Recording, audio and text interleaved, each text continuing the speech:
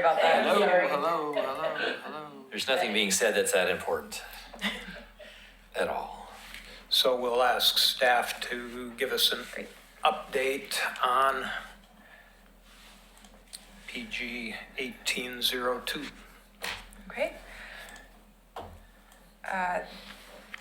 PG 1802 is a grant application request. You guys actually heard this request last meeting, and the applicant wasn't present, and so there were some questions that couldn't be answered, so you decided to continue it to this meeting. The grant project proposal is to repair front porch. Originally, the applicant included in the grant request railing. And this is the designated structure, the Joseph and Edward L.C. Nuttall House at 803 Fifth Avenue in Kenema. We couldn't find any evidence of an original railing on the porch, and so the board had some concerns about that.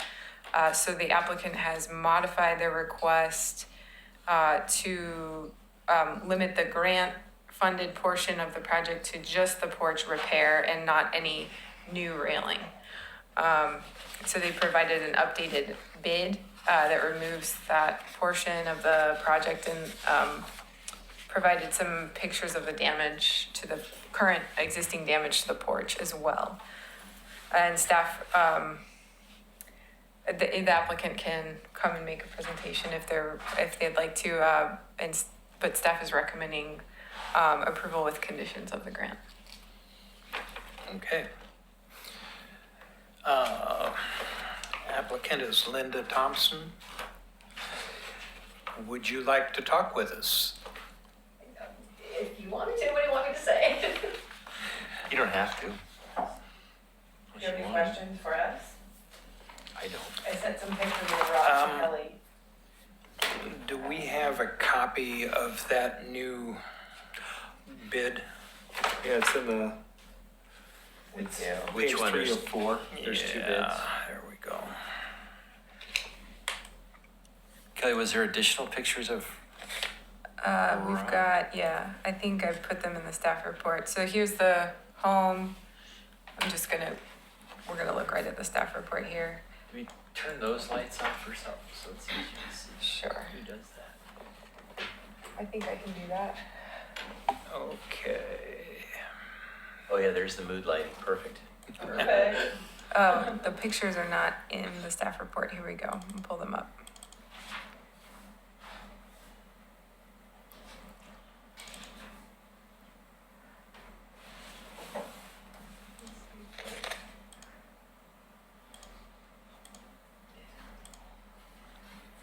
Oh, it's a little slow. There we go. Is that Elk Ridge? So there's one photo. Let's see if we can.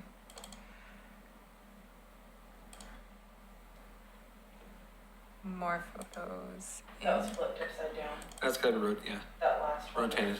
Gotcha. Probably underneath the deck, pretty much in all 4 corners of the deck, it has the same dry rot as you saw in the second picture there. If you could come up and sit here so that what you say is recorded,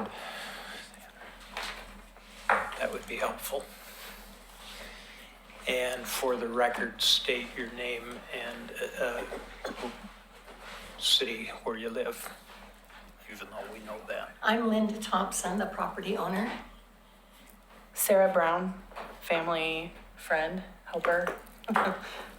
Okay, so you were explaining what we're looking at in the picture, which basically is that the old porch needs to be rebuilt. Yeah, that's upside down. Yeah, that's basically what we're looking at in all 4 corners, quite a bit of dry rot. And I am looking here This at is- the bid from Elk Ridge Corporation.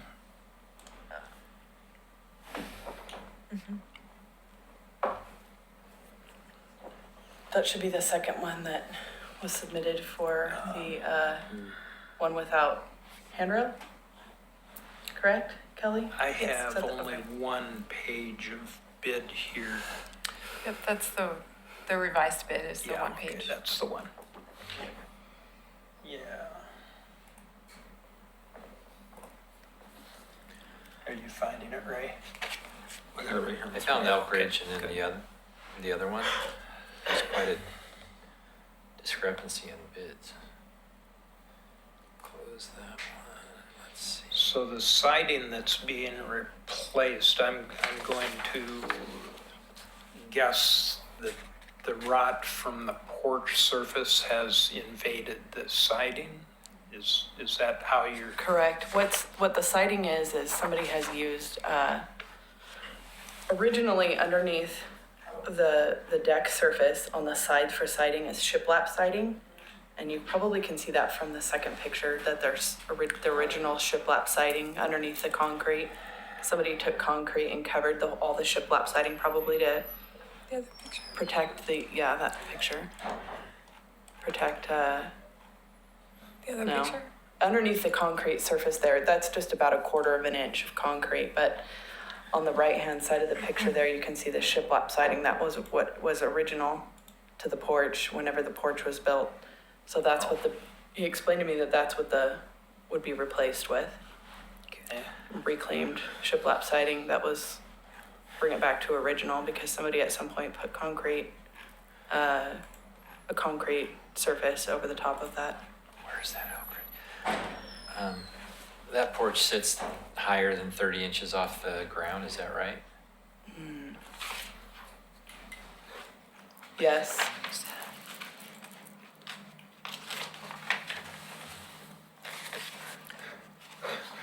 So that porch will need a permit as well. Right, yeah, that would all be submitted before this Yeah. started. We wanted to get that all going at the same time. Okay. I don't have any questions. Right? Nope. Let me close this out. I have no questions. Just wanted to clarify those couple of things. And if you have no further comments, I have one Will. question. If, do you guys have any old photos or anything of this house originally, or? I've looked a little bit, but I haven't been able to find anything with the city or. I don't know, that would be through the city or their website, I guess. Yeah, the Okay. only ones are the ones in the inventory form that you, Right, that we it's already one used. from 1978 or whatever, okay. It's a hip decade. that's all I know of. Okay, I would entertain a motion on approval of the grant application. You're making a motion or you want someone to make a motion? I'm asking for one. I'll make a motion that we approve PC 18-116 preservation grant for 803 Fifth Avenue porch repair and rehabilitation. Is And I'll second. Very good. Thank you. Okay, Oh, we're not done. so I'll work with you. I Oh, guess I'm we have to sorry, do I a vote. Yeah. Thanks for reminding me, it's been a few months. Mr. Stobie, Yes. Mr. Basinger, Chair Aye. Basinger, Mr. McLaughlin. Aye. The motion carries, grant is approved. Thank you. Thank you very much. Go spend some money. Item 4 on the agenda. Oh, thanks. You can go back to your seats. Thank you very much. And I will work with you, I'll have a sign that you can post on the property while the work's being done. Absolutely. And then it's reimbursement, so you'll just get receipts and then, we'll cut a check when the work's done. And you pay. Thanks.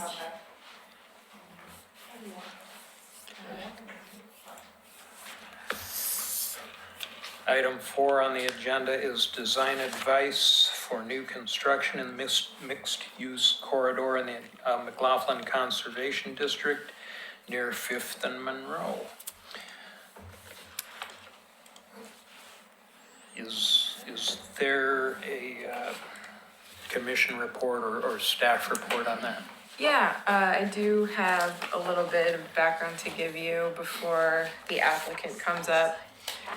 So this project is on Fifth Avenue, just Fifth Street? Fifth Street, thanks.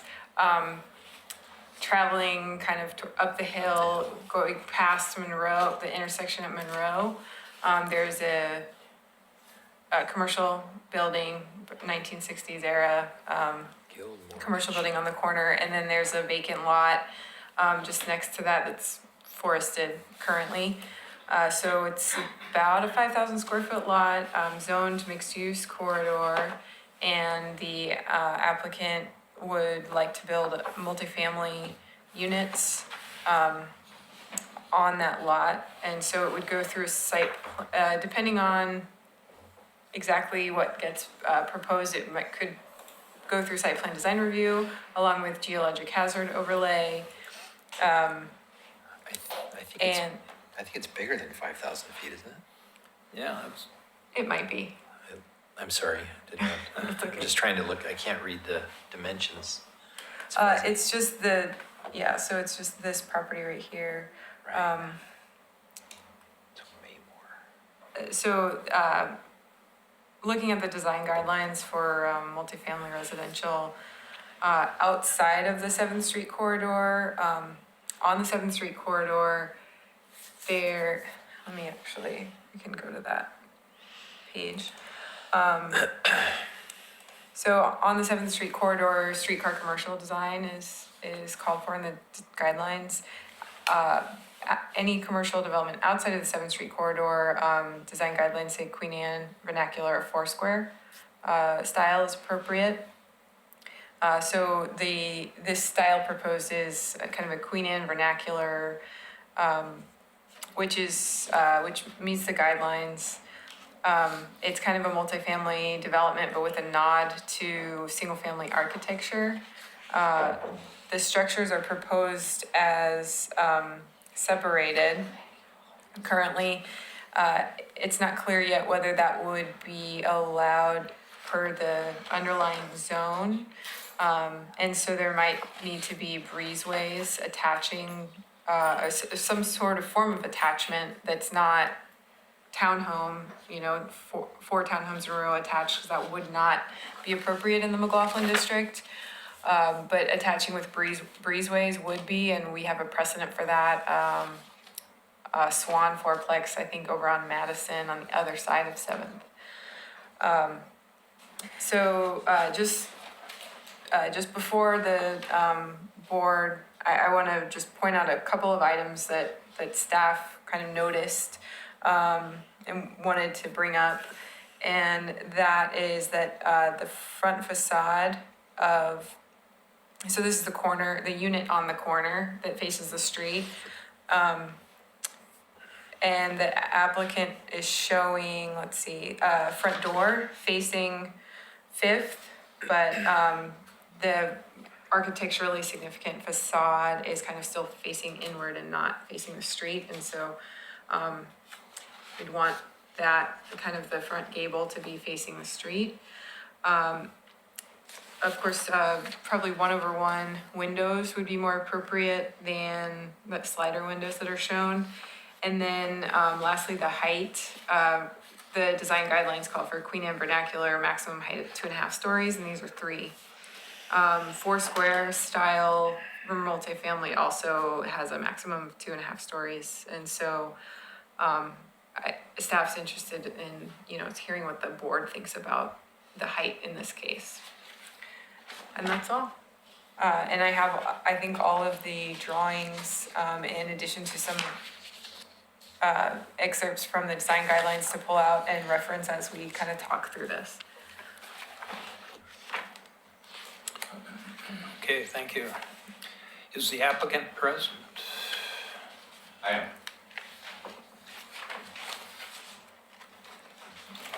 John Welcome. Finkley, I'm the architect, and I'm here on behalf of Teresa Yip, who is the owner of the property. So these are separate residential units. We started out attaching them, and we found out that wasn't acceptable design in this particular area. So we basically separated them. There's 7 feet between the units, And we borrowed massing and features from the Queen Anne vernacular. And that's basically, the floor plan is about 1,500 square feet. A portion of that is storage downstairs. It's a tandem 2-car garage on the bottom level. And do you have a view of the back of these units? Probably. There is one, yeah.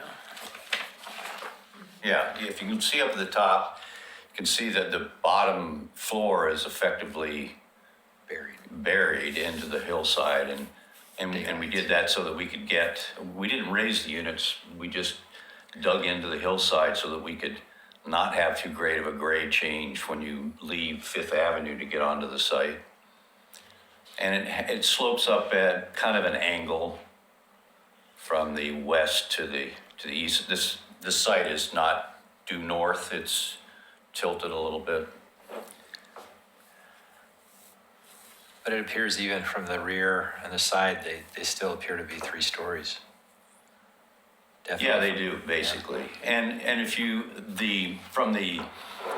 basically the south side, you wouldn't be able to see these units. The path that's up there is 60 feet away from the back, even though we're jammed up against the property line. We're only about 10 feet from the property line. There's about 30 feet before that path begins. And it's a wide arc where it goes up John Quincy Adams, which is an unimproved street. And it's a paved pathway, which seems to be very popular. But the landscaping up there is not managed. It's left to grow pretty wild, and it looks like it's heavily treed, but it really isn't. It's deceiving because we've already had it surveyed, and on this piece of property right here, there's only about 12 trees, but it looks like it's forested when you go up there. But there's a lot of spindly, tall trees that have been competing with the other large trees, and so they got tall without a lot of trunk to them. So. Can you tell me what the property size is? I was looking at that to see if I had it, but it's over 5,000 square feet.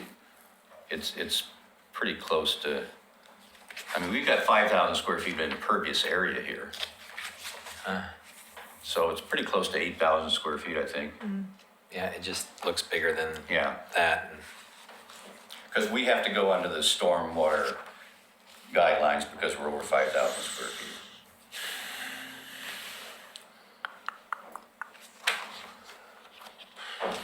So I'm just here to get your general reaction to see if we're on the right track here. Well, you heard Kelly talk about the planning department's concerns. I did. Regarding the facade that faces Fifth Street. And I get that.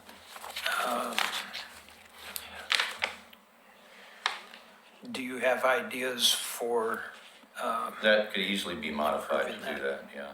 And the intention is to have a separate entry and pathway off of Fifth to going up to that house. And it'll be sitting, I think the floor will be sitting probably about 4 to 5 feet above the elevation of the sidewalk on Fifth, which is climbing at that point.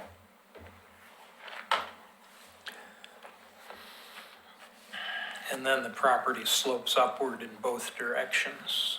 It sort of slopes up from the northeast to the southwest on a fairly, it's a little bit less than 20%, but it's pretty steady. Surprisingly, there's only about a 12-foot difference over the area of the site where we're building. It's a 9,000 square foot lot, I double checked. What is it? About 9,000 Yeah, square feet. 9,000 feet. So we've stepped the houses up each house is about 30 inches higher than the adjacent structure.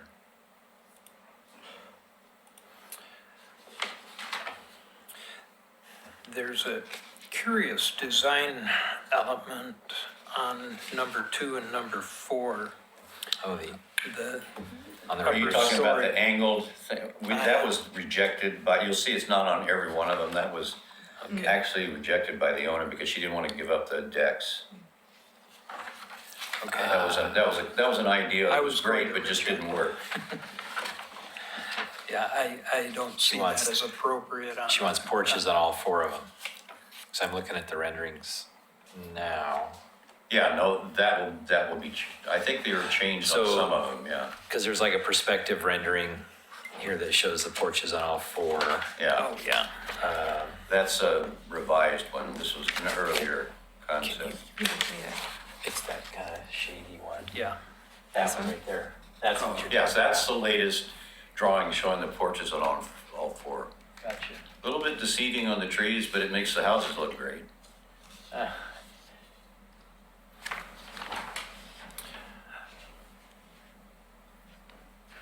I would say then the item of greatest concern at this point would be the height.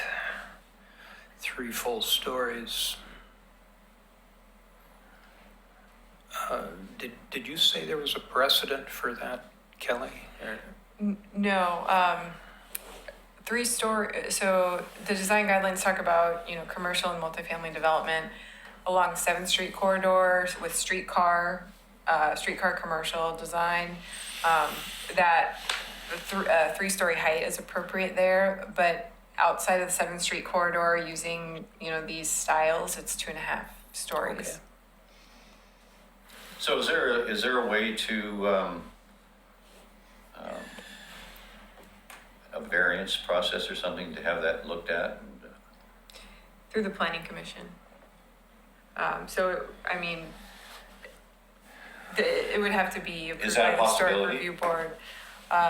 So it would have to be reviewed here and then also probably by, well, actually, no, I take that back. The underlying zoning allows 3 stories. However, that 3 stories might not be appropriate for to meet historic guidelines. Oh, And so that's here is different. kind of where Okay. that gets hashed out. Okay. And you'd really be dealing more, you'd be dealing with this board, but more so also the McLaughlin Neighborhood Association. Okay, I already know where they'd go with this. So, and can you give me a hint? well, I already know where they'd go with this. I don't think they would approve it. They wouldn't. Even in the sloped conditions that we have here? It's, when I look at this, I think proportional aesthetics, with the slope and the background and everything, it probably would fly just about anywhere, but probably not in the district, just because of the massing. And you're up against a slope, you're trying to dig in. You might have to dig in more. You might have to implement a different type of roof line to bring it down. And I totally get this. I totally get where you're going, and you can hash out the finer details of windows or siding and things Sure. like that. But the overall, I think it looks cool, but at the same time, it kind of looks like an apartment complex that's separated. And it may not fly the way it is now. And I'm just giving you a brief and blunt. No, that's why we're doing this. And that's just yeah. my opinion. But I also know the McLaughlin would probably be critical of it. Okay. You've got that Guild Mortgage building that's kind of low and hunkered down, and that's not I don't even know what to just say about that building. I mean, Well, they virtually flattened that site out to make it work. right, and so Yeah. you've got this thing that's kind of there, and then you're Right. bringing these behind it, and not to say that that's anything historic, even though it's pretty old. But these are, and like I said, these look great. I think they look pretty cool for the most part. I just don't know if it would work here. There might have to Okay. be some massing issues to deal with as far as the height of them. So, you want to get full square footage, so you're basically building a box with some trusses on top and putting a few Queen Anne doilies on it. And, because that's all they are, is boxes. And there's got to be a little bit more character if it's a Queen Anne or something like that. Yeah. You have some elements, but I think it's just, it's really tall, So and if you haven't been to the McLaughlin Neighborhood Association or presented anything to them, that We would. have not been able to make contact with them. I've called them and emailed them, but I've never gotten a reaction. Eh, That surprises me. I think it's because of the summer. I don't know what. well, I think that's also a place to go to get some advice too. Okay. Yes, For it sure. is. The neighborhood association meeting would be required if you have to go, if you have to do site plan design review. So- I'm sorry, I didn't hear what you said. For a site plan design review application, Oh, yeah. if it's required, then a neighborhood meeting is also required. And that's for getting feedback, but there's no, they don't have any sort of authority for approval. But we value neighborhood involvement. They're pretty influential, and to go before them and find out what they want, that would be helpful. I mean, that's what we generally ask people to do, and that's kind of where you start I thought it too. was a requirement, so I have contacted them, and like I said, I've Yeah. left. But it's several also, messages. you could go to them as well, because some of them are going to be more vocal than others about it. Okay, And nobody wants nothing to happen. Definitely wants something. It's just got to probably be more in tune with the neighborhood, I guess. okay. So, There was the question raised about the style of the windows, and I do agree that a 1/1 style of window would be, well, that's a pretty easy thing to hash out. that's too. pretty easy. Yeah. And you mean, say that again, explain that to me, you go 1/1, you mean you want them? Well, single hungs. They're going to be single You hungs. talking about a single hung? Double Okay. hungs, single hungs. Okay. And We weren't implying any sort of style. no, at this you're point. looking for the overall and just to get some. And we did look at the Queen Anne to see if they ganged up windows, because there's a potential here of a view, and they do. So if it's treated properly, it will match up with the type of massing and those type of elements that are in the Queen Anne vernacular. They gang up approximately up to three windows that we've seen. Yeah, your porches could be an issue. So, Yeah, there's some fine tuning that needs to be, and maybe Right, jazz it up and- a little bit. Yeah. and looking at, if you haven't already looked at the Oh, yeah, guidelines. that would- I've looked at. Yeah. Yeah. No, I get what you're saying.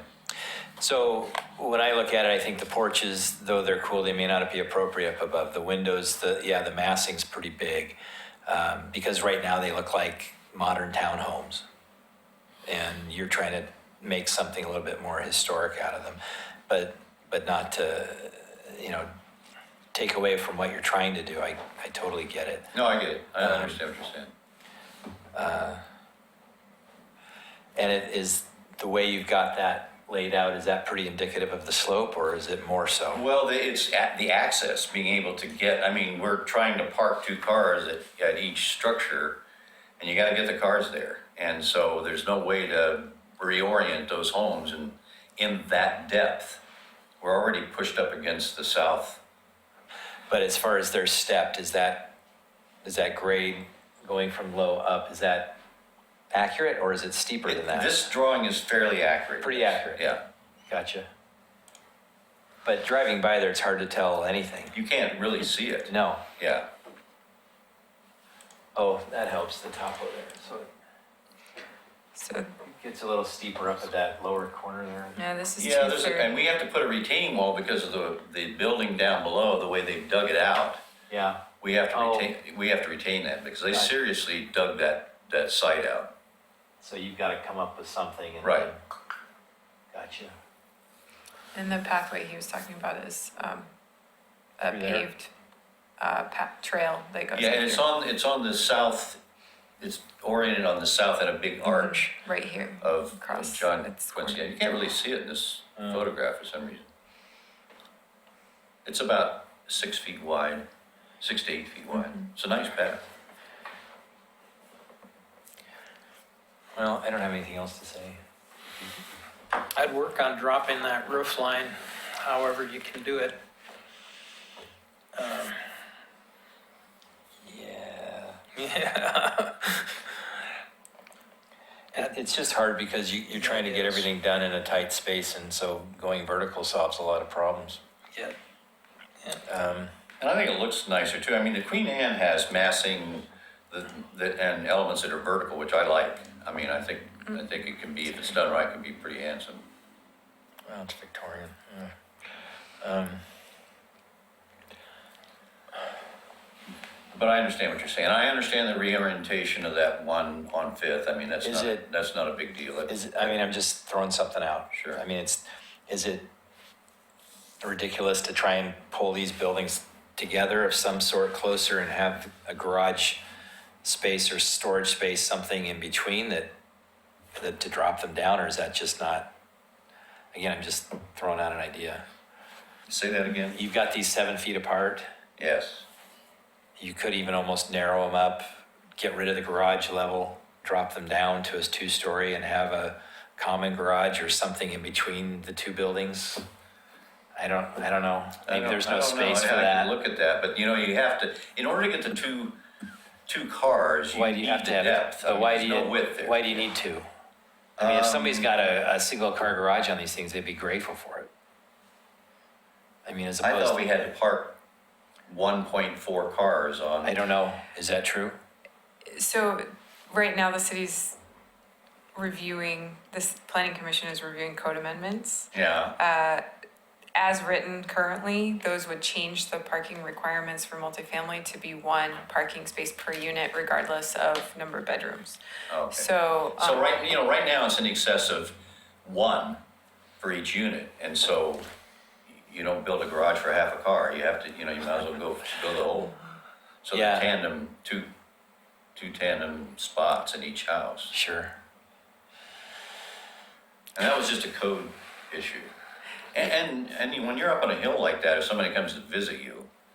Yeah, they gotta I mean, probably park it- off it- street on the street. Well, when we had them together, we were able to get 3 guest spaces, 1 at the top and 2 at the bottom before you got on there. But when we separated them, we lost that. Yeah. And 7 feet doesn't give you a place to park a vehicle. No, there's 20 feet. 20. So I mean, it's a function of, balancing what's important here,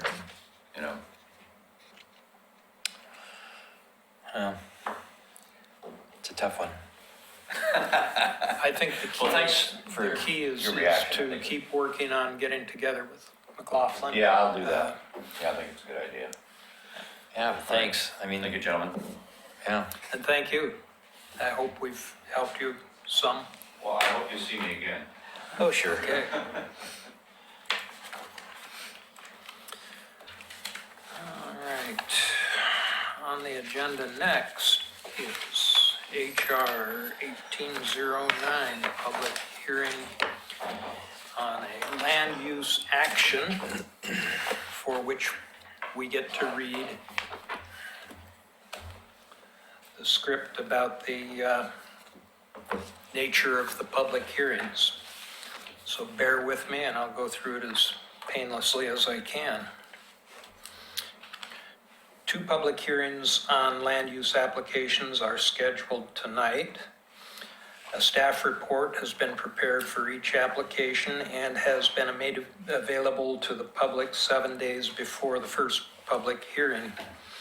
The staff report identifies the approval criteria that apply to each applicant's proposal. Staff has analyzed the criteria which are contained in the staff report. The quasi-judicial hearing procedure that the commission follows is set out in state law and Oregon City Municipal Code. The hearing steps are shown on the chart on the wall over there. Anyone wishing to speak should fill out a speaker's card and give it to the planning staff before the hearing.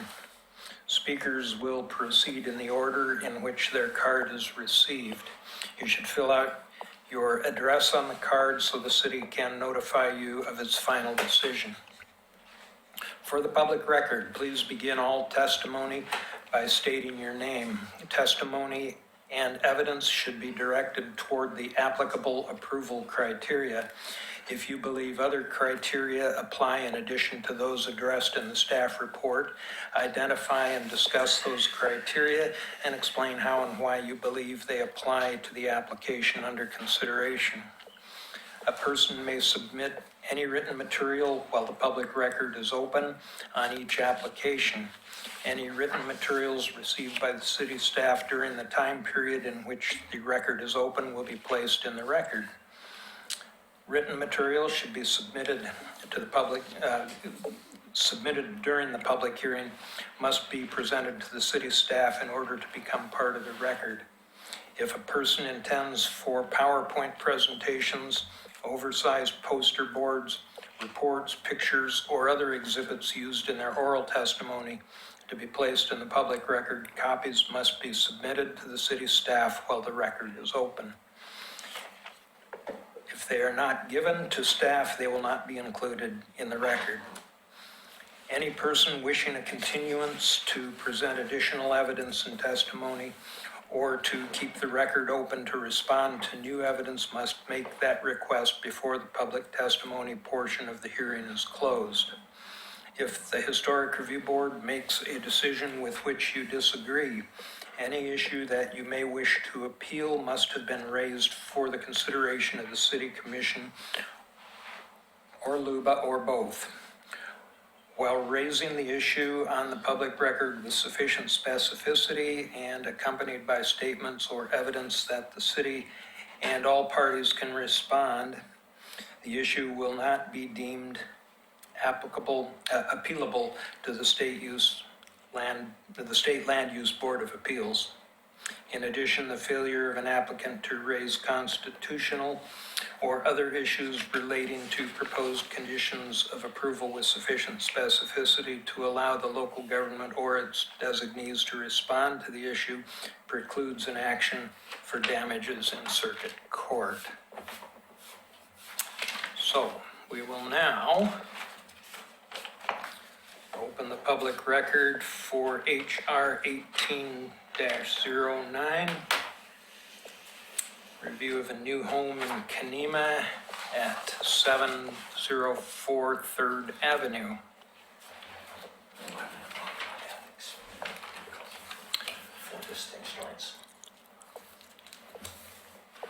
We'll start with the staff report.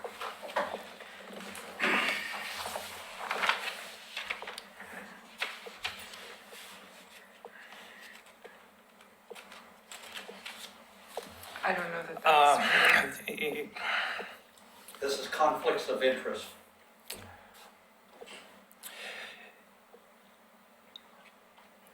Does this relate directly to 1809? This may reference it, and I just want to make sure that there is no conflicts of interest on the part of the chair. We will be polled on that question in a few moments, and we will answer that question. And if you have a challenge to that, you may state it then. Okay? Do you want to do the ex parte part before I do my staff report? If you want to do that. Yeah, I think it's you. Have all members of the board visited this site? I have not. Okay, Drove by it. I have visited the site. Does any member of the board have had ex parte contact with anyone involved in this No. action? Nor have I. And I- Now, I will say that I am a licensed real estate broker in Oregon, and in that capacity, I assist buyers and sellers of residential property throughout this area, including some in the Kanema and McLaughlin districts. The property under review is not for sale, and as a result, there is no actual conflict of interest. While I do have expertise in market values in this area, any decision I make will be based exclusively on the applicable criteria. Now, Got a question? you may. Thank you. What's going on?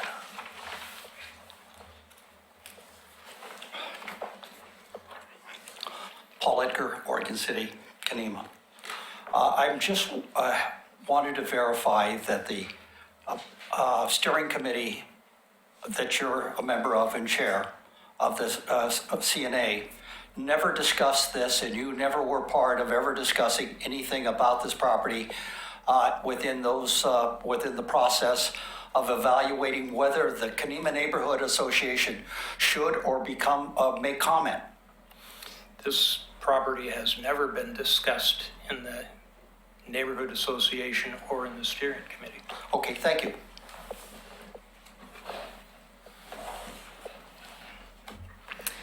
In this case, we'll move forward with the staff report. Thank you, Chair Basinger. So this application is for a new single-family home in the Kenema National Register District at 704 3rd Avenue. There was a home built here previously in 2006, and that was approved by the Historic Review Board in 2005.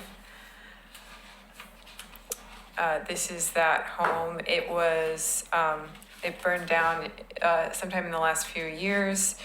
And now the applicant's here to rebuild a new home in its place. So this home was approved in 2005. That was before the board adopted the new design guidelines. And so this was approved under old design guidelines. The applicant, that's a current photo now, so you can see kind of the vegetation growth there, and the garage is still intact. And there's the existing garage. And there's the existing foundation next to the garage, which is kind of, you can see it right on the left side of that photo.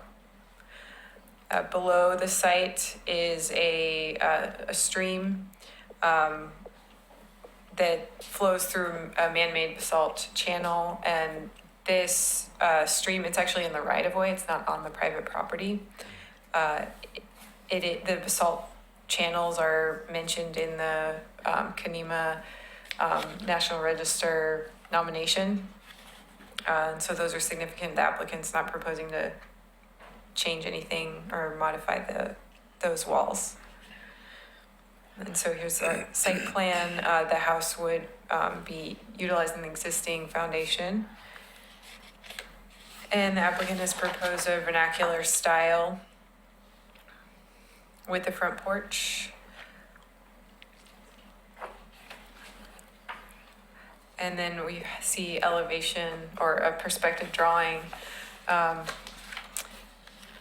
Staff's main concern with this, and I've written a condition of approval to try and deal with it, is that, you know, we see in the original house, there were significant steps to get up to the front door, and in this drawing, the house appears to be on the same level as the garage, a lot lower.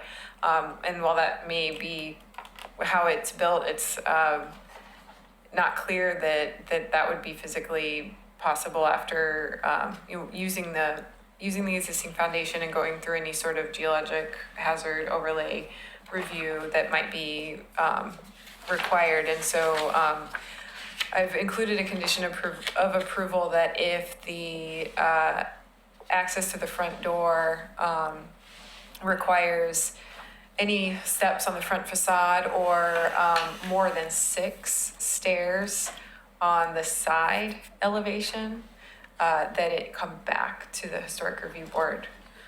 So that would be a significant change in massing from the street. So there are recommended conditions of approval. These are standard that generally we include on all applications in Kenema. I think this one is new. It's the 4th bullet. Minor changes to window location on the side and rear facades will be acceptable and may be approved at staff level prior to building permit issuance. We've had some recently that come up, and we don't want to make people go back to the board if they're changing, you know, one window on the side or moving it over to a little bit. So we want to make sure that's approvable at the staff level. No pressure treated wood, fiberglass windows and doors, smooth fiber cement siding, full light, half light exterior doors. paint colors and lighting, those are all the standard conditions. And then more specific to this application, one of the elevation drawings doesn't show a porch railing, and then the other one does. So we want to make sure that if that porch railing is included, that it has a top and bottom rail, perpendicular balusters, and as few as possible to meet building code. So as wide as possible spacing in between those. For the lattice work under the front porch, need 90-degree perpendicular wood lattice or other architectural styles that are appropriate for the style house. Exposed lattice shall not be more than 6 feet in height, and that's about what's shown on that perspective drawing. And that fourth bullet is the stair step condition that needs to come back before the historic review board if there's significant stairs to the porch. And then the last condition, and these red lines are, I'm walking those changes on right now. So those are different from what's in the written staff report. So I just wanted to clarify those a little bit. So that's what you see in red underline. Landscaping to shield massing that would be determined at the time of certificate of occupancy, kind of when the building is finished, and we can kind of see where the landscaping would do the most good. And that would be determined by staff going on a site visit with the applicant and kind of picking out locations for those plantings. That's my staff report. Okay, thank you. Thank you.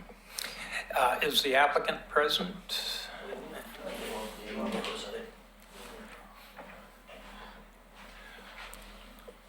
We need to have a shot clock. Of time, do we have that? My name is Ray Strines. I and my wife, Timer? who's back here, Mary Strines, are the owners of the property. And my name is Mark Zawadzki. I'm a contractor and also family member. Okay.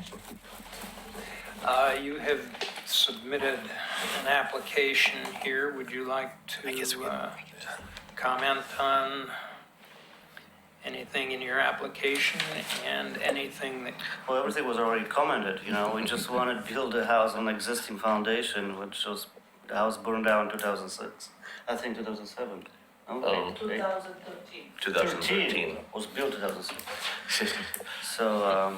So it's pretty simple, you know. I just want to get a vernacular house, a little bit smaller, less load on the existing foundation, because the last house was about 2.5 story. This one's going to be only 1.5.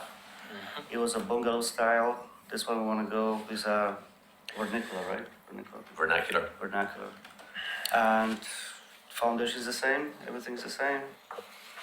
Yeah, we've already had the foundation checked by a Engineer. and the foundation has been approved with some Repair work. modifications and Yeah, some repair work. Can I ask you a question? The pitch of the existing garage, do you know what that is, as opposed to the new house? Do you know? Excuse me? The pitch of the roof of the garage The roof is, I think, 712. and the proposed roof? And the proposal is 712. The elevation shows different. Maybe 812. I wanted 712 first, but I have 812 right now. Okay. As if we go to if we can do the front elevation So the drawing. vernacular, they asked me to for 812, yeah. I proposed 712, but Christina Garnier, she asked for 812, yes. So you have That's a little the different. front elevation with the garage. There's that one that shows both together. There you go. Oh, that's That 10. doesn't, I don't So- think that's, I think the garage looks more like a 10, Yeah, it is 1012, sorry. and the house is, you're saying, is an 8? 812. Gotcha.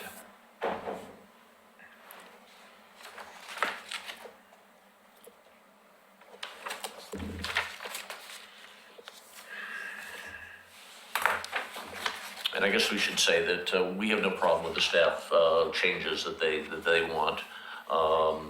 We are hopeful that there won't be a need for any steps up there, but if we have to do that, we will. There won't be. Might be a couple of steps, that's about it. We're gonna work it out on the grade.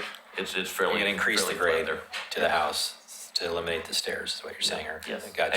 And we want, I guess I should add that I'm building this house for one of my daughters. That she and her fiance are going to be buying it, and we've already talked to them about some landscaping ideas. We'll work with staff, but we do want to hide the part up to the porch. I mean, that doesn't look very attractive. I guess with the thing there, maybe it fits the vernacular style, or it's the best we can do right now. But we do want to get something landscaping that will cover that and look, and fit in with what's in the neighborhood and what's with native plants to the extent possible.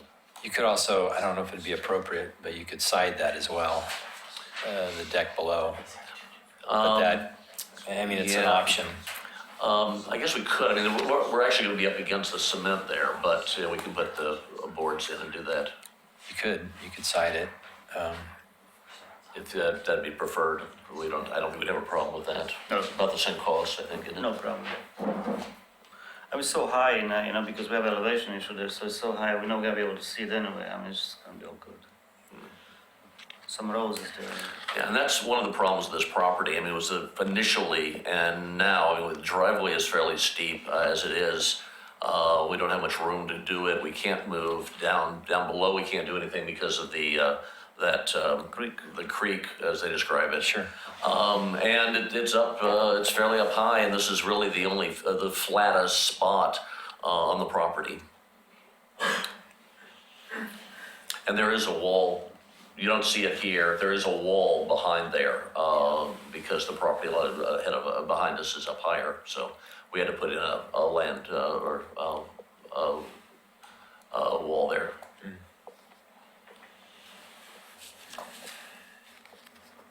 Well, I really, comparing this design with the one that burned down, I really like this one a lot. It probably fits in better. That was probably too much house.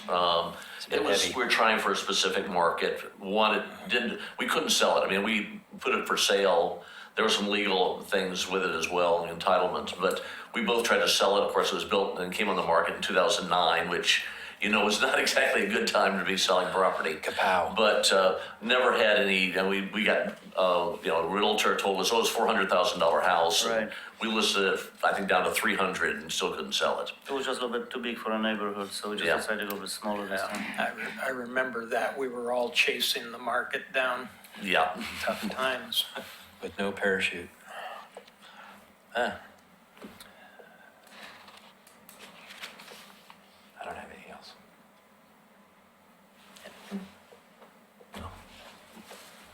Like the house. Thank you. Yeah. Okay, if you have nothing further to add, I don't have any requests for public testimony. So at this point, we'll close the public hearing and go to deliberation. And we thank you. Thank you. Thanks.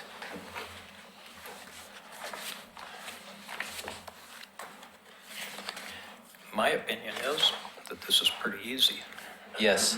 Can I ask, Kelly, your, on those bullets, those red, what you talked about, so if we approve this, it would be with the most current, Yeah, so if you. recommend, with current conditions of approval. Yeah, Most with the current. conditions of approval in, so we'll add the PowerPoint to the record, and then you Okay. can say it, with the recommended conditions of approval, in the, as amended in the PowerPoint, is how you could make the motion. Sure.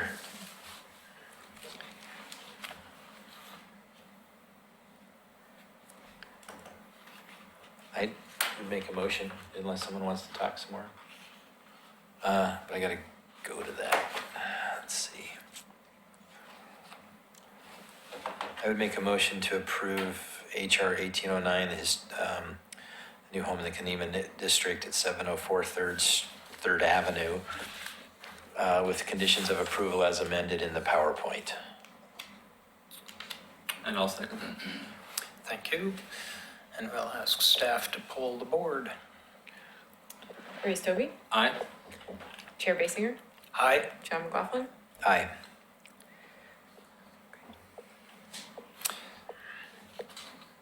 Motion passes. The motion passes. And you can move on with your project. Thank you. I'll get a notice of decision out to you all over, by mail and by email later this week and, let you know of any other,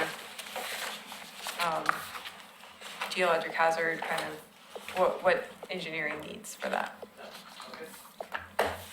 Thank you very much. Yeah.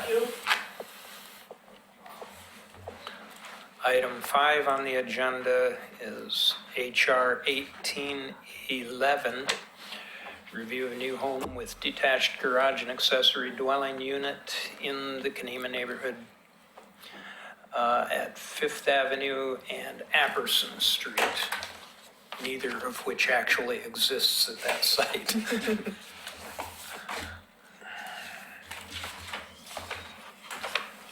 And we've met you folks. We'll move with the staff report and, Do we need to do ex parte for this one first? oh, we should do that. Have board members visited the site? Have not. Yes. I have also visited the site. During the period when the applicant was purchasing this property, my wife and I, as realtors, represented the seller in the transaction. The buyers were not represented, so we were not under any contract with them. But because they were not represented, we had a higher direct interaction with them during the course of that. However, there's nothing in this application that has any potential to benefit us monetarily or in any other way unless they invite us to come and stay with them. Chair, I need to call, Commissioner Blythe. Okay, So yes. he's gonna call in. So this is ready to go whenever you are. I'm content to, yeah, he can call in Do we- and wait. I'm content to vote on this in accordance with the opinion stated by the city attorney. Okay. So we probably don't need to call him. Is that correct? No, not if you're not gonna, yeah. We're fine, then If we all have three a of you, quorum. yeah. And he we doesn't a have to quorum. recuse, then we won't need to call him. Well, in that case, I Right. will, can you, give me a moment to send him a message and let him know that he's off the hook? I want to be off the hook.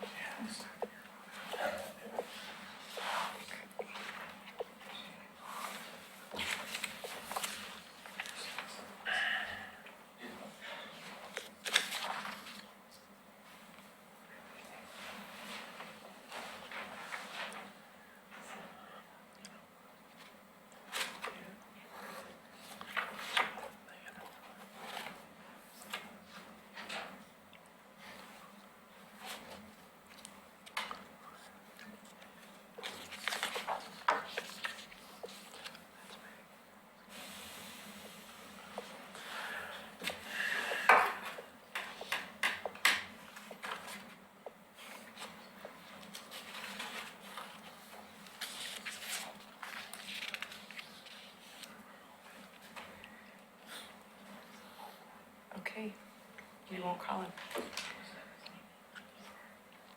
Are we Oh. finished with the? Yeah, we are. Okay. Okay, he got the message. So we'll move with the staff report then. Okay, wonderful. Good.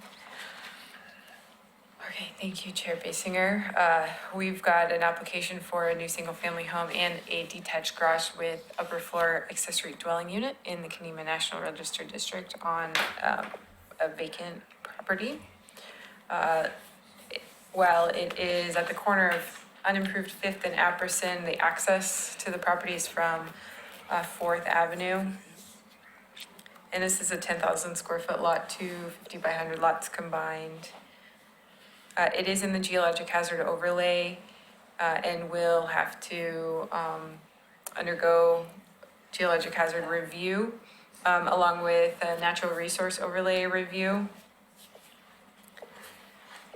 There's no natural resource on site, but there's a nearby stream, and so there's potentially the buffer area is on this property, and that's the reason for the natural resource overlay review. So this is the existing condition of the site. It's behind a designated structure. There's a driveway from Fourth. Here's the house in front.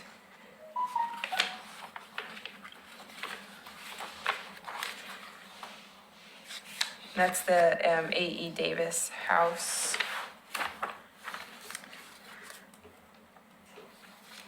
The site plan, got the house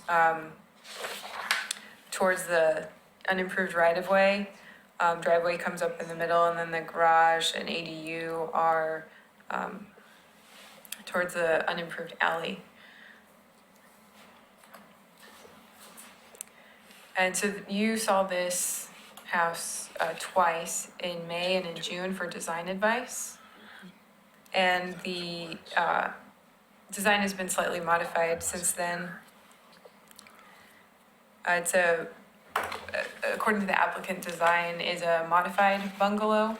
And so we're kind of using the design guidelines for bungalows to review this.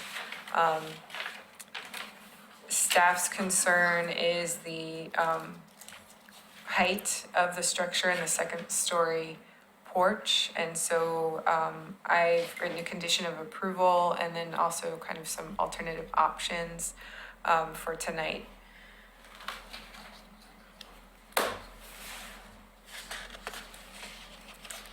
So we can kind of go through all of the, as needed for the discussion, all of the elevation drawings, the materials proposed and the kind of design details meet the design guidelines for bungalows generally. And the issues with the second story porch, they're not supported by the design guidelines. The front gable for the porch creates more of a vertical element and draws the eye up. Second story porch on a bungalow is not found in Kenema or really in the region on bungalow styles. And it's flushed with the first story porch and not recessed at all, which kind of adds to the, draws the eye to it. So staff has suggested a few options because of this, because this doesn't meet the design guidelines and the applicant hasn't really provided an argument for why it should be approved. One option is denial of the application. Second one is continuing the hearing to allow the applicant to redesign the house with a more appropriate second story design. Or a condition of approval that staff kind of identified as this is how it could meet the design guidelines. Certainly not the only way, but kind of the clearest way that staff kind of saw. But that would be to recess the porch behind the front facade, use a side gable, and a shed dormer.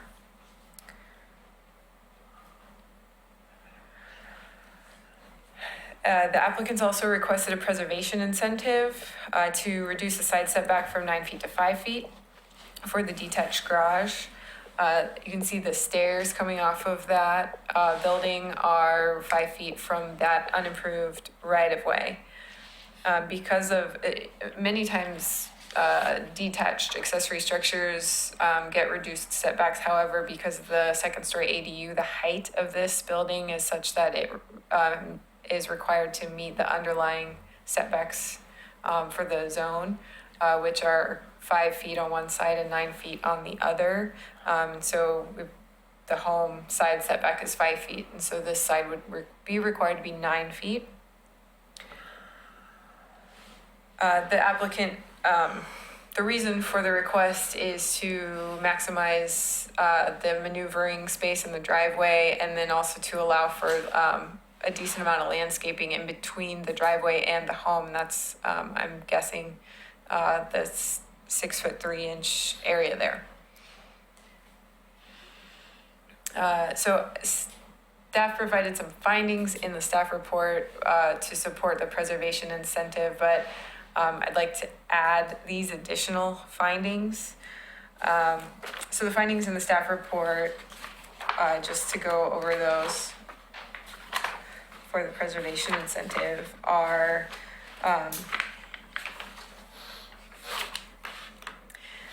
that the presence of the alley creates a situation where the building would still be a significant distance from any other properties. The building itself is proposed with the 7'9" setback. Only the staircase is 5 feet from the property line, although 7'9" is still less than 9. And then the lot coverage overall is well below the maximum permitted. And I'd like to add to that there aren't a lot of there's not a lot of criteria in our code for the preservation incentives. Essentially, our code says that if a design or if a structure is found to be, if the Historic Review Board gives a certificate of appropriateness and approves the structure, then that structure is eligible for preservation incentives. And so without really a whole lot of criteria, we go back to the purpose statement of the overall chapter, which I've included on this slide. Essentially, to protect and enhance the historic district, preserve structures. And as far as findings related to that, related to the purpose statement, granting this incentive won't necessarily make this structure more compatible with the district, but there would be no adverse effect if the incentive is granted. Also, historic garages were often located on or near alleys with no setback. And then the landscaping area in between the driveway and the home, maximizing that will further separate the home from the parking area, which will break up the footprint and massing of the overall site. So I'd like to add those findings, or I'd recommend adding those findings. And standard conditions of approval, these are very similar to what we saw for the last application. Again, the minor changes to window location being done at a staff level, also minor changes to the rockery walls as well. But if there's a height change of more than 1 foot to any of the rockery walls, then it would be considered a modification and have to come back to the Historic Review Board. For the garage doors, carriage-style garage doors or an alternate that's compatible with bungalow style. And then conditions of approval related to the lattice work under the front porch that are similar to the last application we saw. Any changes exceeding 1 foot as from what's shown in the plans should come back to the Historic Review Board. That's the second bullet. And then I'd like to add a condition that was inadvertently left out of the staff report, and that's landscaping to shield the massing. So we have another situation where we've got an upslope and the front of the home will, have a lot of exposed foundation area. And so we want to make sure that's shielded. And so we've got a maximum 4 trees and 10 shrubs, and again, we would select locations after construction.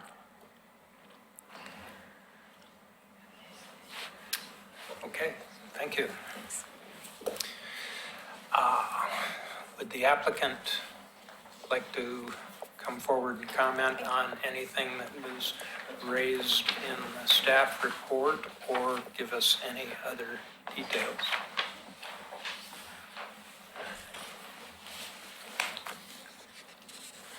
Todd Iceland Architects, and this is Morris Shademan, the property owner.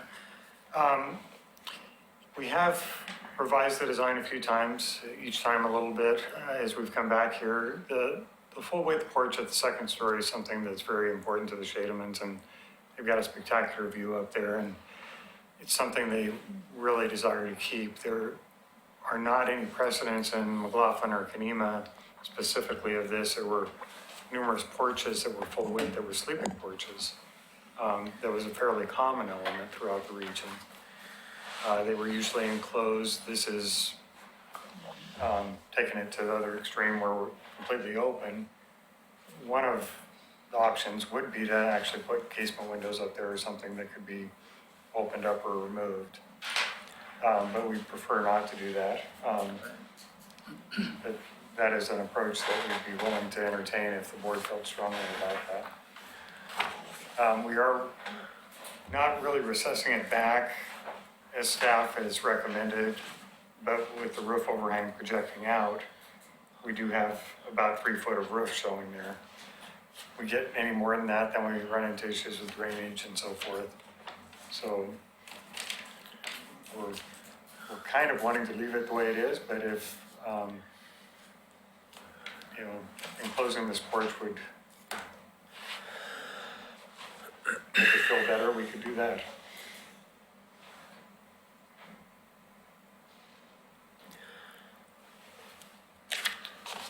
Well, typically on a bungalow, like you're saying, it'd usually be a shed, story and a half, that might have an enclosed porch or with a handrail, that might have a short deck.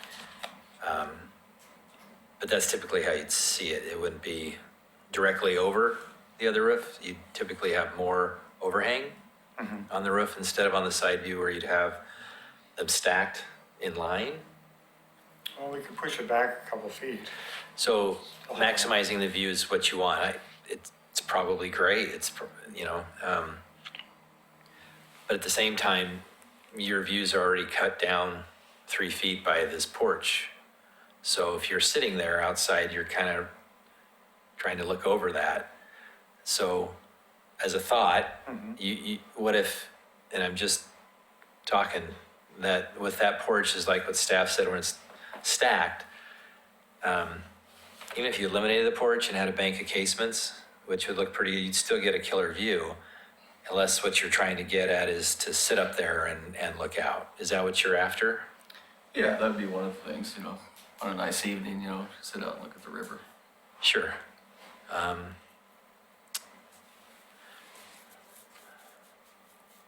What's the depth of that porch, real quick? Do you know? I believe it's 6 feet.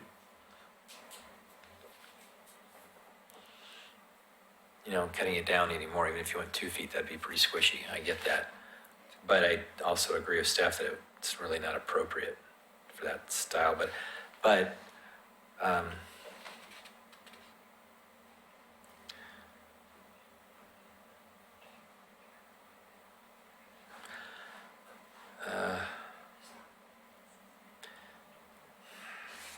don't know.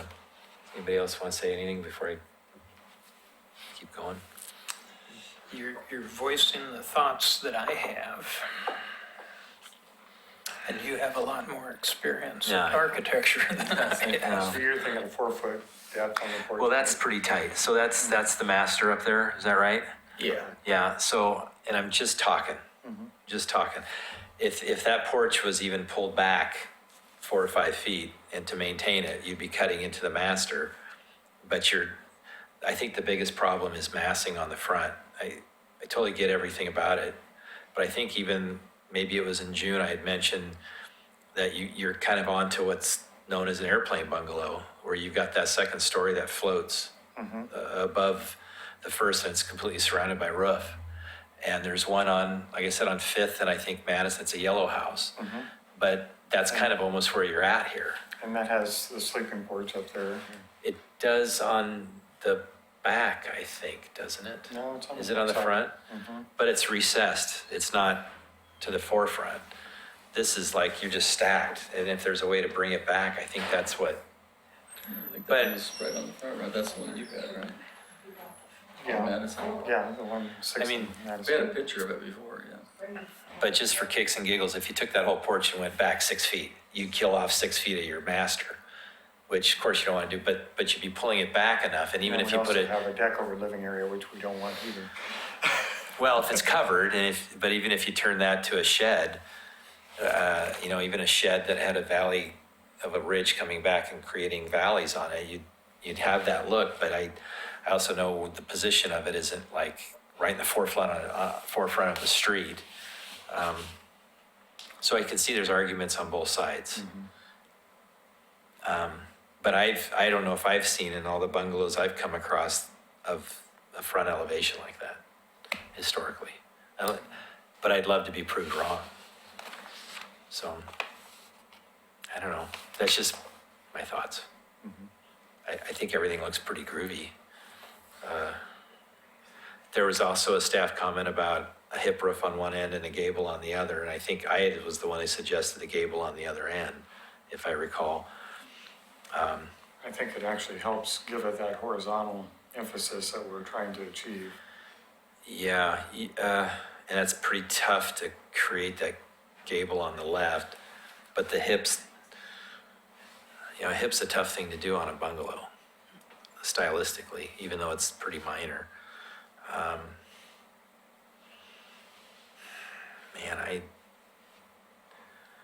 There's so many great elements to it, but then there's just a couple things, as what staff had mentioned, that is kind of like a little bit of a hook at the same time.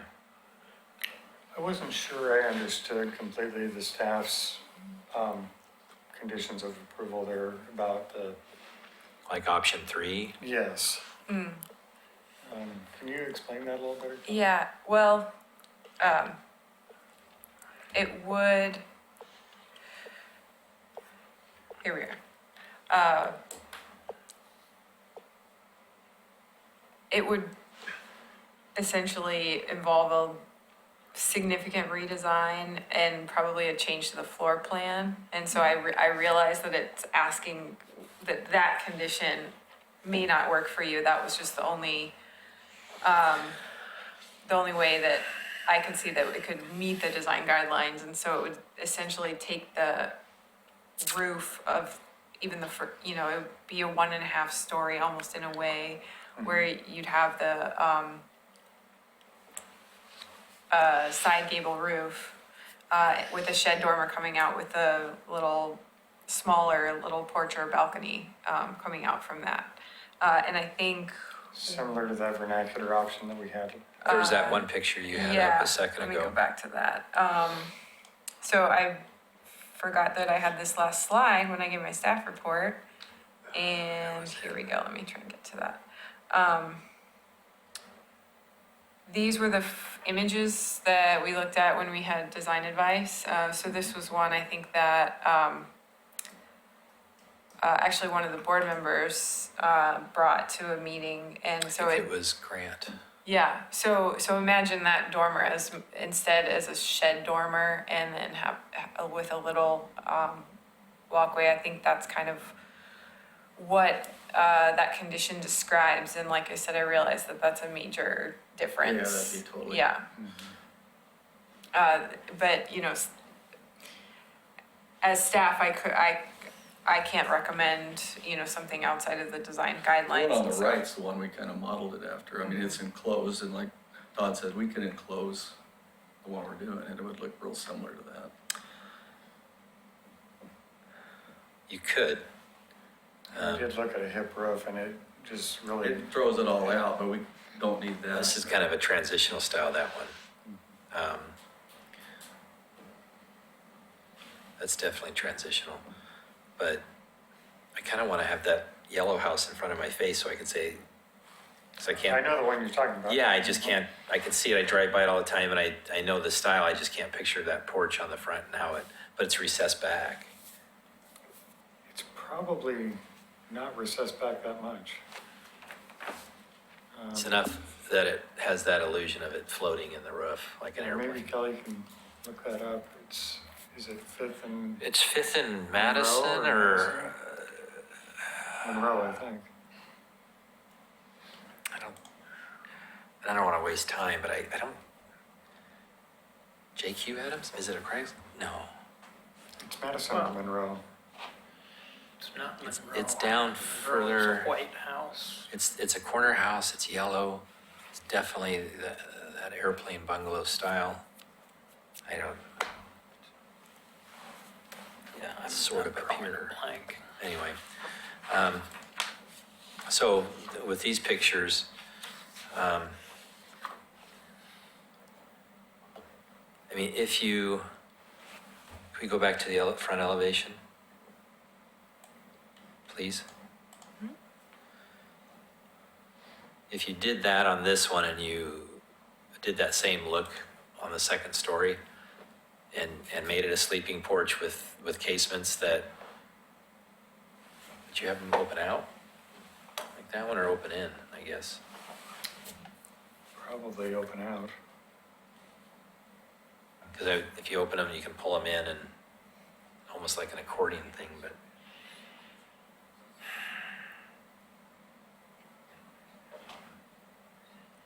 If you did that, would you make that part of the master, or would it be a separate, like, sleeping porch? It would be a porch, still, it'd be a screen porch, basically. So it'd be open on 3 sides. Yeah, so you'd have windows coming on the return. Correct. So what would that do for your lateral in the shear if you created all those windows? Would you have issues there? We can deal with that. Yeah.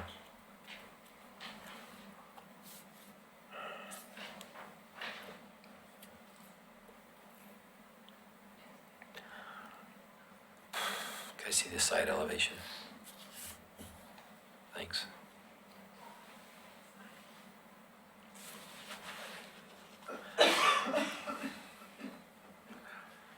The lower porch is 6 feet. Is there a possibility, I don't know what setbacks are, can you pull that porch out another couple feet?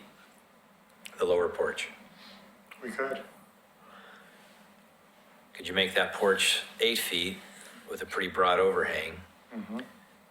Which would then add a couple extra feet to the front, which would make this have the illusion of being recessed and turn it into a sleeping porch with wraparound windows. We could Is do that a possibility? Might even look better. On the I site. think it would. It might look better, yeah.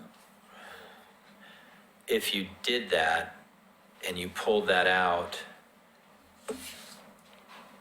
you could conceivably make that hip a gable with a valley to it. But it looks, from this side view, you've got the gable on the west on the front porch. So if you pull that porch out a couple more feet and is that front overhang, Todd, 3 feet? Yes. So if you added another extra couple feet to the lower porch, keep your upper porch where it's at, it'll have the illusion of being more recessed. Right. Give you another Make the 10 lower inches of one roof. anchor out further, even if you can push it even 8.5, 9, but make that a sleeping porch with wraparound casements, that would work. I think it might. But then on the west side of the porch where you've got that gable,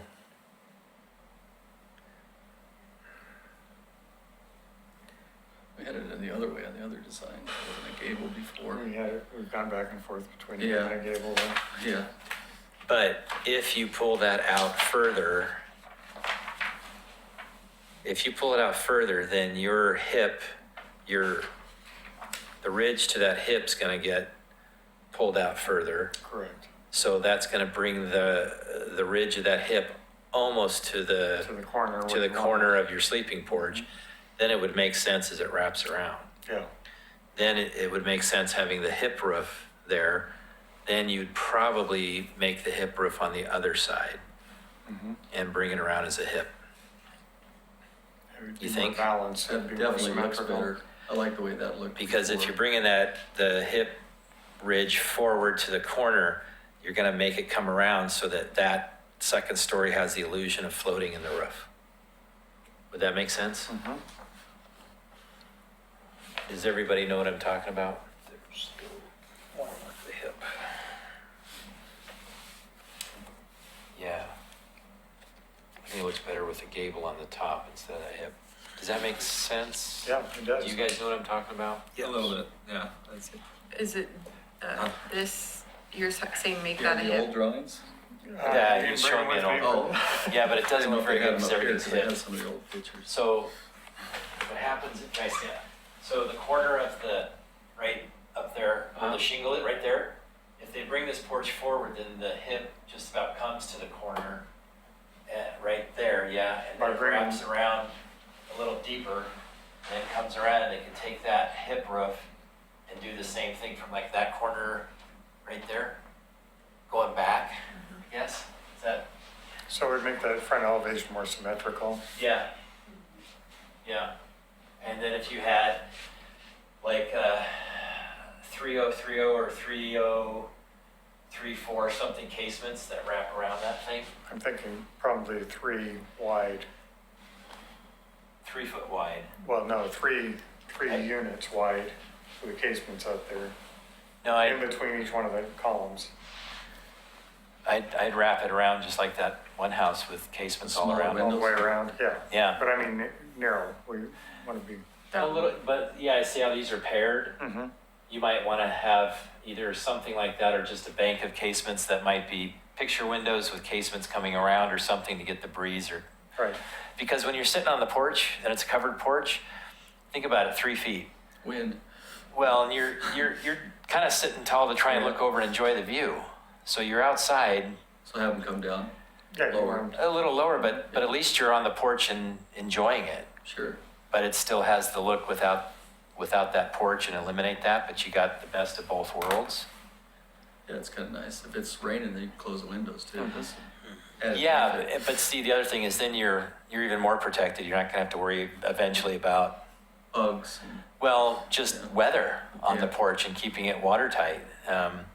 But I think pulling the lower porch out further gives you what you want for the sleeping porch, the same depth, but it still makes the lower part look still in proportion to the house. Mhm. That's not a hard thing to do. no, I think that would be a very attractive thing to do. I think it would look pretty jazzy actually, and then you don't have to worry about with doors. You got windows. You know, it would actually, I think, look pretty attractive. So that's just my thought. I don't know. I like it.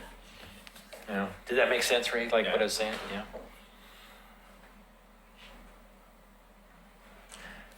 I'm just looking at the site plan to see what that does, and it looks like it just puts it closer to the driveway.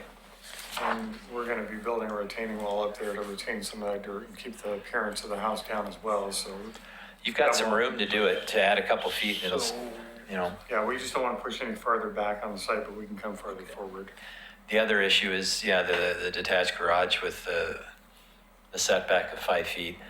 I totally think where the 7'9" is a non-issue, and obviously the stairs come 5 feet, but they're stairs, it's not the structure itself. Most garages are built right on the alley in the neighborhoods. But most garages don't have stairs right on the alley. That's- They're pretty much slammed all the way up either property line or 3 feet or whatever. So we got a buffer. It is, that's why I'm saying, for me, it doesn't have, I don't see a problem with it. Well, the alley probably never going to be improved. We're not asking for a vacation of it, which would be the other approach to take. Right, that's a little bit more process, but I don't, from my perspective, I don't see a problem with it. So I'm done. and the setback on the other side of the property, I guess that's west. No, that's west, We're meeting This the one? east. required setback there. The right side? Yeah. I can't read it on here. 5 foot, 5 foot. Could you, where the driveway is, if I said, what I was saying, if that worked and you pushed it a couple feet that way, is that gonna be an issue? No. Okay. I think you'd like a little broader porch than 6 feet. That's pretty It squishy. would be really nice. Yeah. If you went 8 or 9 feet, then it only makes the And upper put a story table better. out there. Yeah, Yeah. yeah. But it'll only make the upper story look more in proportion the further you push it out. So, If we could have that as a condition of approval, we Yeah, Be happy to work with staff on that. yeah. Okay. Anything else you'd like to add? No. Okay, we thank you. Thank you. Thanks. We have a couple of public comment cards here. Paul Edgar.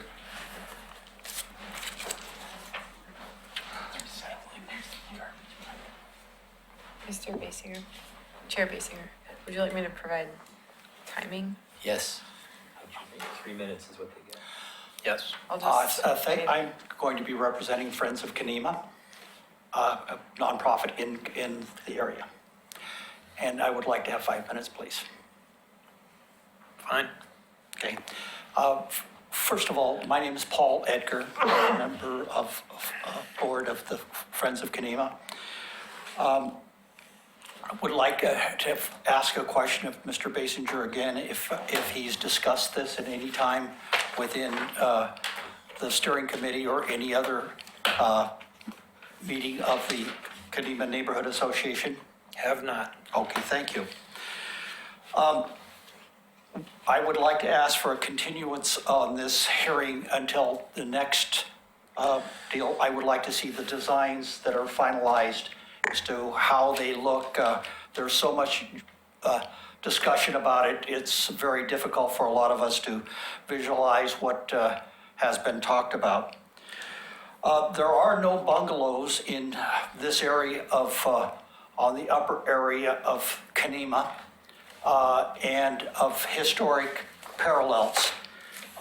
This would be a bungalow that would be twice the size of any other bungalow ever in Kenema in the square footage, and it's disproportionate to the size of any comparable historic house in Kenema that is of the bungalow style, which are all down on 3rd Avenue. This is really up on 5th Avenue in an area which has only vernacular of historic houses representations, to the best of my knowledge. We don't see any reason for a preservation incentive because this is new construction, and on new construction, there cannot be a preservation incentive on a vacant lot, according to the codes within Oregon City at this time. I will leave a little of that discussion to our friend here who will talk about it, but this is not allowable at this time. This is really a 2-story house.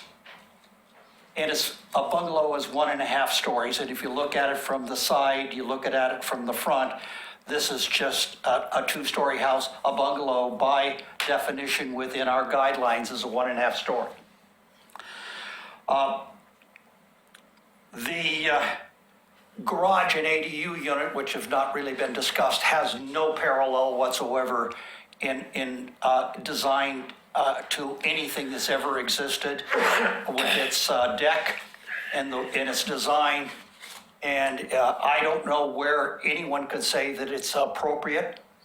We spent a lot of time discussing the other areas, but we believe that the ADU design should have some semblance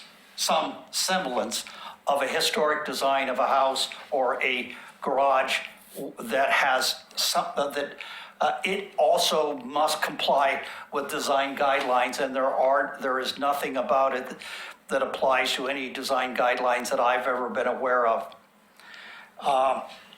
Anyway, thank you. Yeah. Thank you. You got any? Mr. Nocita. 3.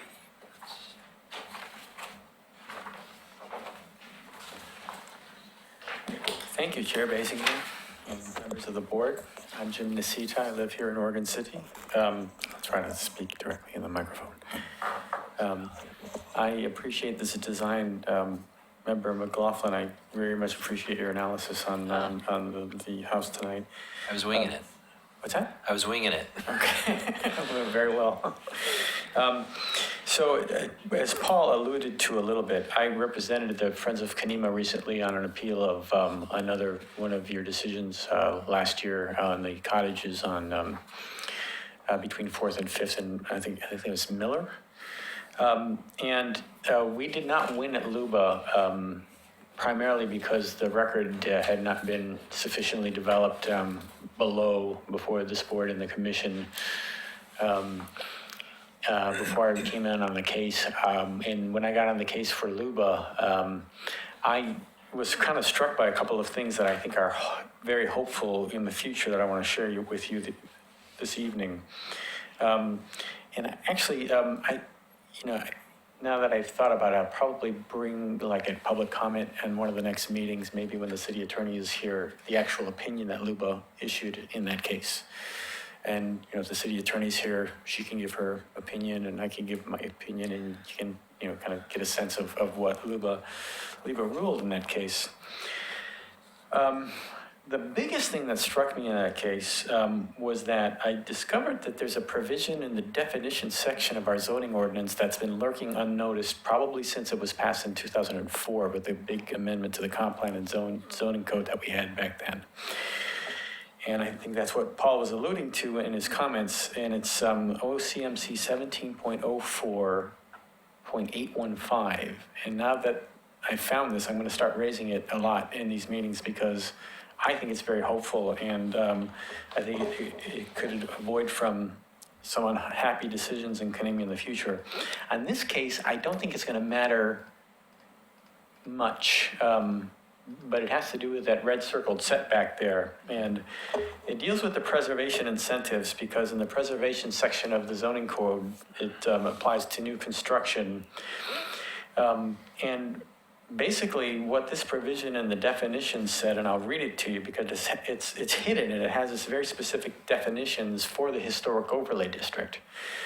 1704.815 says this: for the purposes of Chapter 1740, which is the Historic Overlay District, new construction means an additional new building or a structure separate from the existing building mass that is larger than 200 square feet on all properties located within a Historic Overlay District.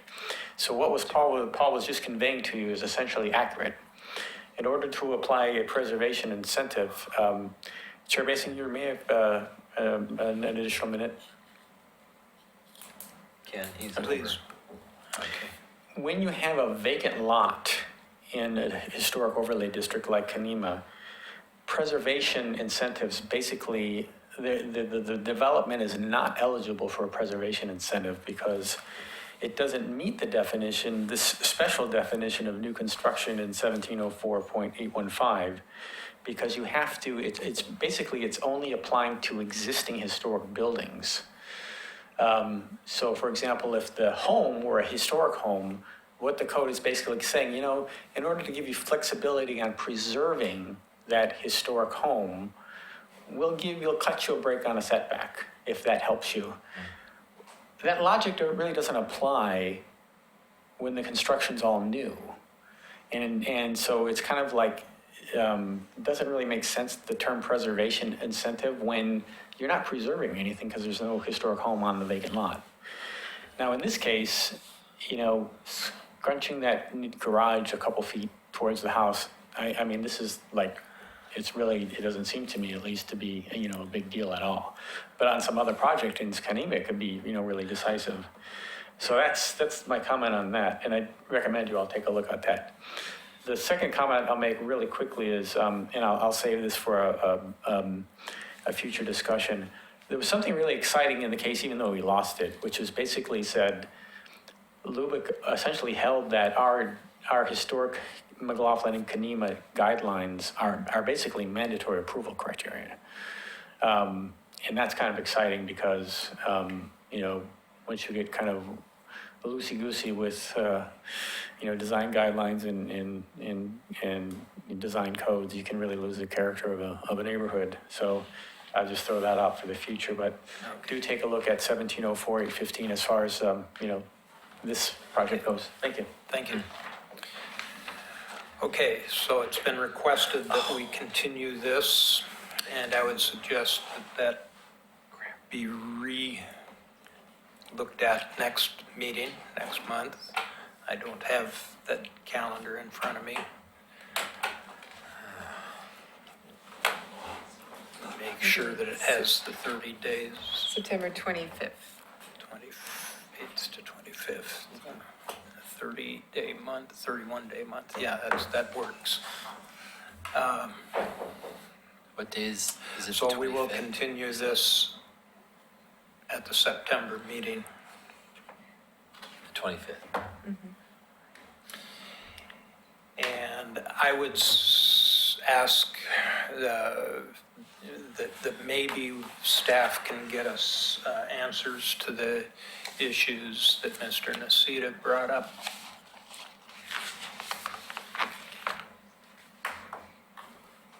Regarding the Absolutely. preservation incentive. And with that, we We're will done. close the public. I think you need a motion to continue and a vote. Oh, we need Do a we? motion to continue? I think so. Even if it's been requested, doesn't that already kick it in? I know that if it's requested on the first hearing that you do have to continue it, but I do think you need a motion to continue and a vote.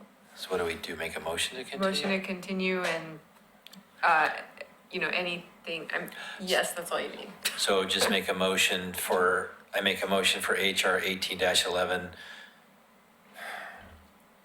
as a continuance to the next To be continued over to. That's fine.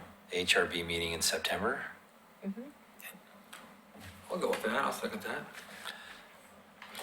Okay. Ray Stobie, Yes. Aye. Chair Basinger, Aye. John McLaughlin. Aye.